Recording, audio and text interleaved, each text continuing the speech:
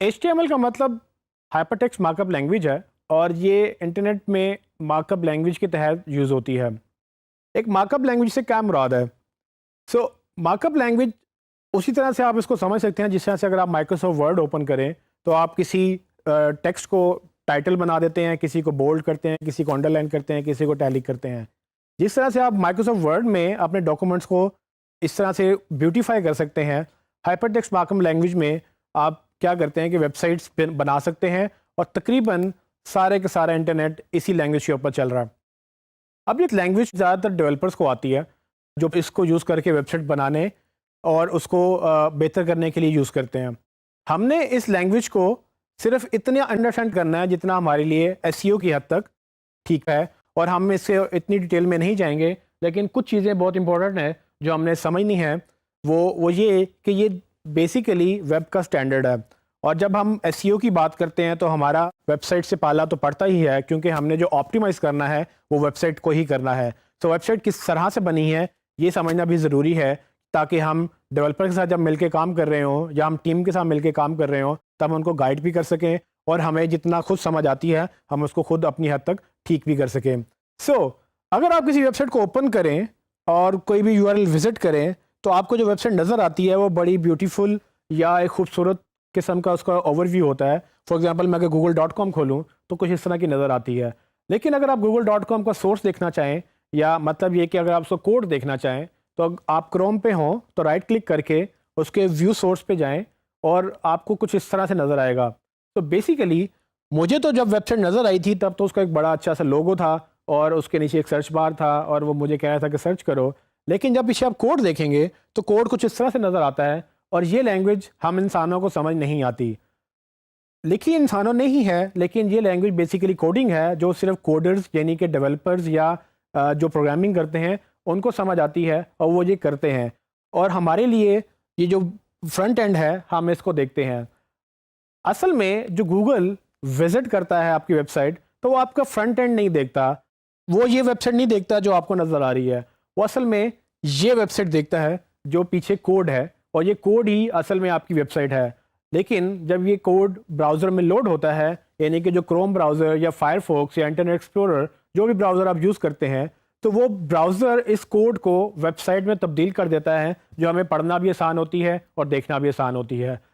ये चीज़ अंडरस्टैंड करना ज़रूरी है कि पूरे का पूरा इंटरनेट कुछ इस तरह के कोड पे चल रहा है। वो इस तरह हमारी वेबसाइट्स हमें नज़र आती हैं, लेकिन गूगल या दूसरे जो क्रॉलर्स हैं या दूसरे सर्च इंजन हैं उनको वेबसाइट सिर्फ कोड में नज़र आती है। अब ये कोड होता किस तरह का है?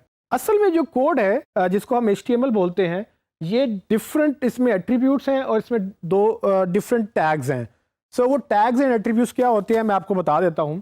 तो फॉर एग्जांपल ये जो पहला ऑप्शन है, ये एक एट्रीब्यूट है जिसमें हमने ये डिफ़ाइन कर दिया कि ये HTML का डॉक्यूमेंट है।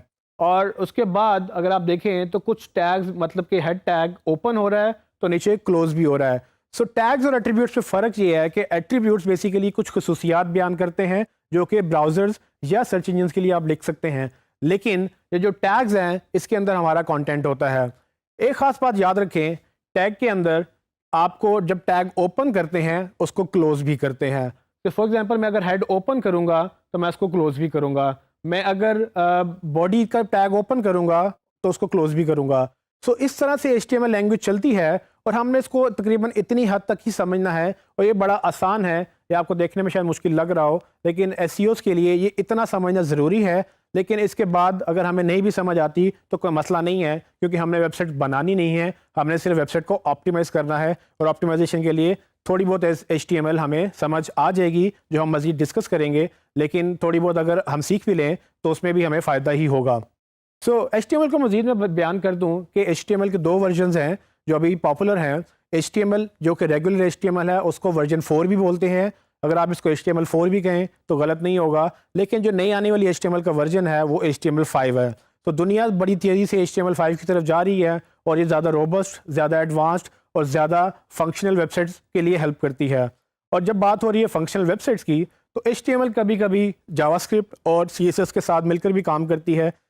ये HTML की तरह जावास्क्रिप्ट और CSS, यानी कि CSS का मतलब कैस्केडिंग स्टाइल शीट्स, और जावास्क्रिप्ट, ये मिलकर एक नई टेक्नोलॉजी भी डेवलप करते हैं, और ये भी HTML की तरह मुख्तलिफ लैंग्वेजेस ही हैं जो डेवलपर्स लिखते हैं ताकि हमारी वेबसाइट ज़्यादा अच्छी परफॉर्म कर सकें, या ज़्यादा फंक्शनल या ज़्यादा टेक्निकल वेबसाइट्स अगर जिनकी आप बात करें, जिनमें फॉर एग्जांपल आपको लॉगिन करना पड़े या आपको कोई डेटाबेस सर्च करना पड़े, तो उनके अंदर ये टेक्नोलॉजीज़ हेल्प करती हैं। हमारी गर्ज सिर्फ HTML की हद तक ही है, बाकी चीज़ें हम डेवलपर्स के लिए छोड़ देंगे।